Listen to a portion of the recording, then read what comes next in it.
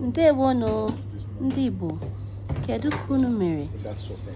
Kedu ihe anyị na-akpọ ọtụtụ mkpụrụ osisi niile a n'Igbo?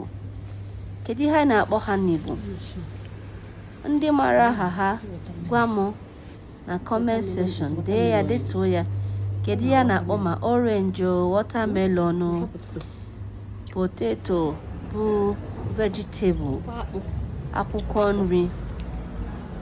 Kedu ihe anyị na-akpọ banana n'Igbo? Orange, apple. Kedu ihe anyị na-akpọ avocado n'Igbo? Kedu ihe anyị na-akpọ cassava n'Igbo? African star apple. Kedu ihe anyị na-akpọ ọtụtụ ihe niile anọ? Plantain, pawpaw. Kedu ihe anyị na-akpọ mango n'Igbo?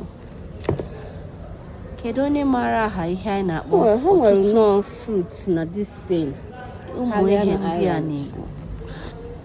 Avocado fire totally ụtọ. All this is kefa. You surprise go jimbo. Apple. Nko kera famo famo.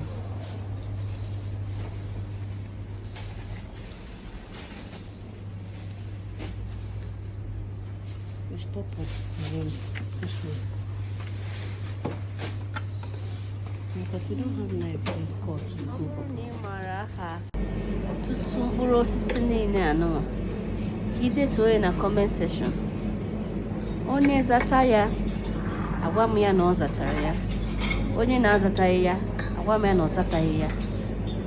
Mana achọrọ m ka unu were aka unu wee kwuo ihe ọtụtụ mkpụrụ osisi niile a bụ.